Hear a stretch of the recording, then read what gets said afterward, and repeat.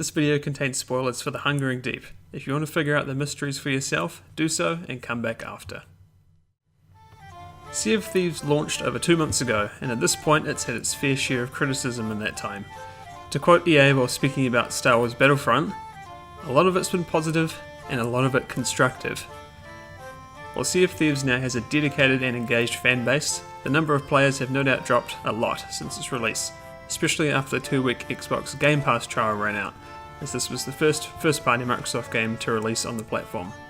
The main complaints against the game are its lack of content in a full-price AAA release. While I myself have enjoyed the game since launch with what was initially released and have got my money's worth, there is no doubt that it should offer more in terms of progression and frankly just in things to do. No game has ever embodied the phrase, "It's more about the journey than the destination," more than Sea of Thieves. It's a great opportunity to have fun with your friends, which is the ideal way to play, and sail the seas, while doing things along the way and maybe encountering a crew to test your mettle against. It's what I imagine the feeling will be like when doing a long distance trip in Star Citizen when it's finally released, stopping at different locales along the way to break out the journey. So 2 months later, we finally have the beginning of what nearly everyone who's played Sea of Thieves is clamouring for: more content. So what are we dealing with? 3 weeks after launch, a video was released outlining the post-launch roadmap on the Sea of Thieves YouTube channel. It spoke a lot about the things Rare has planned, and I think they did a great job in being very transparent about what is coming and what they want to add. And you could tell they're actually aware of what players wanted from the game. The first content, which was just recently released, was The Hungering Deep, which we'll talk more about soon.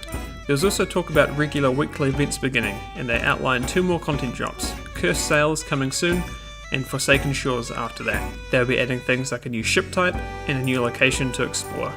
Also outlined was that there will be more expansions after that, but they didn't give any details on their content just yet. Like I said, I think they did a good job outlining their roadmap, and I'm hoping they can keep relevant content coming regularly to keep the player base interested. So, The Hungering Deep. My advice is don't go into it thinking it's going to change your overarching opinion on Sea of Thieves, because it's not.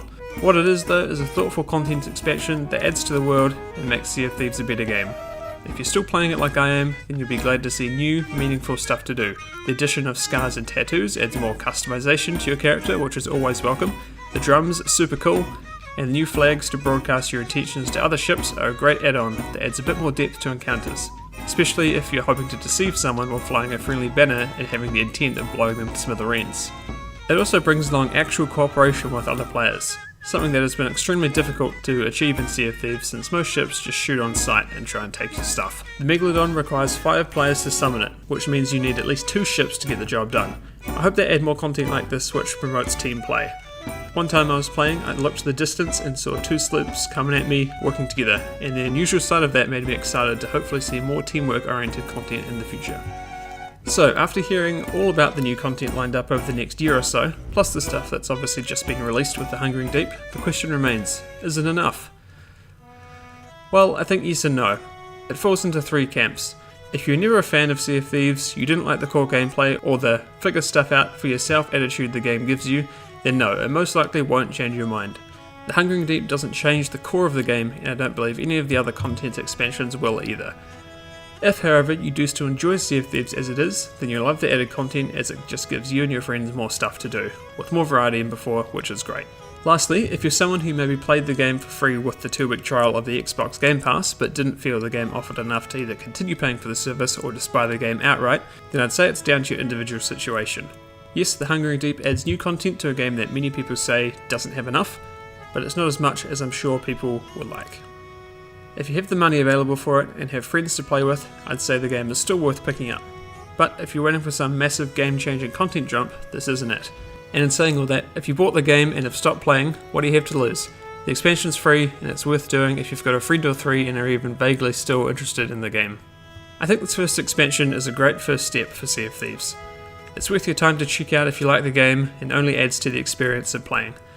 But in saying that, the main criticisms of a lack of content in the game still exists, and The Hungering Deep doesn't change that. It helps for sure, but it's not enough to turn it into the golden child in the eyes of the gaming community that I'm sure Microsoft wants it to be, which is a shame because I really think it could be with enough meaningful content added. It's quite a unique experience that not many games offer, and I hope they can capitalise on that before people forget about it and move on to something else. I, and I'm sure many others, have been waiting for a co-op game that requires actual cooperation to this level, where every person can have a role that truly matters in the context of the gameplay. The reality is that Rare and Microsoft need to keep ramping up their expansions to keep people interested, and more importantly, get new and returning players into the game to keep the player base afloat, no pun intended. Rare has said that this is the smallest expansion as they had the least amount of time to work on it, which makes sense, and I'm hoping to see more and more things added in the months to come. The thought of a new ship type in the next expansion excites me, and I'm looking forward to see what they do with their weekly events. For now, it's a waiting game, but I'm sure we'll be hearing about what's next soon enough. Thanks for watching.